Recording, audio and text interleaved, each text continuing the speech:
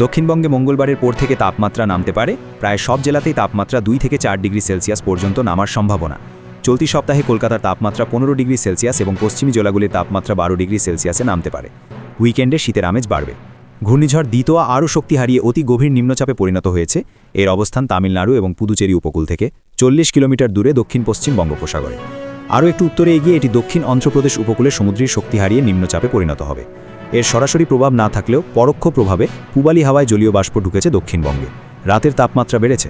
উত্তর পশ্চিমের শীতল হাওয়ার প্রভাব কমেছে। আজ ও কাল সকালে কুয়াশার সম্ভাবনা বাড়বে। কলকাতা সহ দক্ষিণবঙ্গের বেশিরভাগ জেলাতেই দৃশ্যমানতা কমবে। কোথাও কোথাও 200 মিটারের কাছাকাছি দৃশ্যমানতা নামতে পারে। আগামী 24 ঘন্টায় হালকা বৃষ্টিপাতের সামান্য সম্ভাবনা রাজ্যের 6 জেলায়। দক্ষিণবঙ্গের পশ্চিমের জেলা পুরুলিয়া, বাঁকুড়া, ঝাড়গ্রাম এবং পূর্ব ও পশ্চিম বর্ধমান, বীরভূম জেলাতে হালকা বৃষ্টির সামান্য সম্ভাবনা। 2-1 পশলা বৃষ্টি হতে পারে। ছিটেফোঁটা বৃষ্টি হতে পারে কলকাতাতেও। দক্ষিণবঙ্গে মঙ্গলবারের পর থেকে তাপমাত্রা নামতে পারে। দক্ষিণবঙ্গের প্রায় সব জেলাতেই তাপমাত্রা 2 থেকে 4 ডিগ্রি সেলসিয়াস পর্যন্ত নামার সম্ভাবনা।